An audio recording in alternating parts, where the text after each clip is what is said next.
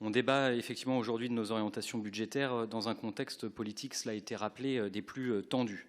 Le Premier ministre Lecornu, fidèle parmi les fidèles d'un macronisme à bout de souffle, n'annonce aucune inflexion majeure quant aux purges budgétaires initialement prévues de plus de 44 milliards d'euros par l'éphémère François Bayrou. Dans ces 44 milliards, plusieurs milliards concerneraient les collectivités locales, les intercommunalités aussi. Pourtant, nous le savons tous ici, nullement responsable du déficit de l'État, nourri, rappelons-le, par une baisse de recettes structurelles pour répondre à la fameuse politique de l'offre tant vantée par les libéraux de toutes obédiences. Aiguillé en cela par la droite, l'extrême droite et le patronat, l'exécutif reste sourd aux attentes populaires exprimées encore ce matin dans la rue ou lors des journées de grève des 10 et 18 septembre dernier.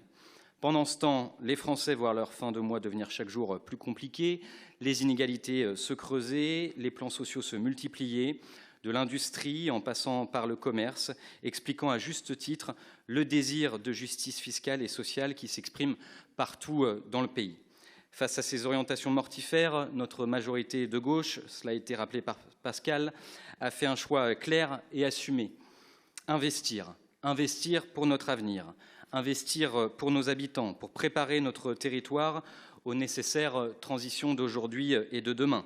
Cela s'illustre notamment par le déploiement de 250 millions d'euros pour les mobilités, 70 millions d'euros pour l'eau et l'assainissement, parce que protéger notre ressource vitale est une priorité, 40 millions aussi pour les déchets. C'est aussi un effort massif pour relancer le logement social et très social, alors que tant de familles attendent une solution digne et que le pouvoir en place reste toujours aussi aphone sur le sujet. Et dans le même temps, nous continuons de soutenir la vie associative, culturelle et sportive, alors que d'autres collectivités comme la région taillent dans les aides et fragilisent de nombreux acteurs. Car nous savons d'où viennent les attaques. Les droites, qu'elles soient à Paris ou ici dans notre région, préfèrent casser plutôt que construire. La Cour des comptes et Mme Morancet s'en prennent même désormais aux fleurons et atouts de notre région, qui pourtant font vivre l'économie locale et préparent justement l'avenir industriel de notre territoire, à l'image du grand port maritime encore tout récemment.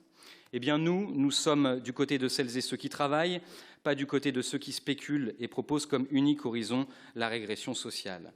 Nous sommes résolument du côté de l'avenir, avec nos politiques publiques offensives que je viens d'évoquer, ou encore avec notre soutien à des projets structurants pour l'avenir de notre bassin d'emploi, comme par exemple avec le projet EOL pour l'assemblage d'éoliennes offshore. Là où d'autres rêvent de plans sociaux, nous défendons l'innovation, la transition écologique et l'emploi industriel de demain. C'est cela le sens de nos choix, Monsieur Richard. L'austérité détruit, l'investissement construit, et à la fin du mandat, ce sont 3,4 milliards d'euros investis, des embauches aussi, pour renforcer nos moyens humains affectés aux mobilités, aux espaces publics, à l'eau, l'assainissement ou la transition écologique. 3,4 milliards d'euros au service de nos habitants, donc, en assumant effectivement, Monsieur Richard, une dégradation mesurée de nos indicateurs financiers. Car nous combattrons toujours les logiques comptables qui sont les vôtres et qui, sous le sceau de la vertu budgétaire, contribuent à léguer à nos enfants une dette particulièrement mortifère, certes peu visible dans les tableurs Excel, mais particulièrement significative dans nos vies quotidiennes, celle de services publics et d'infrastructures dégradées.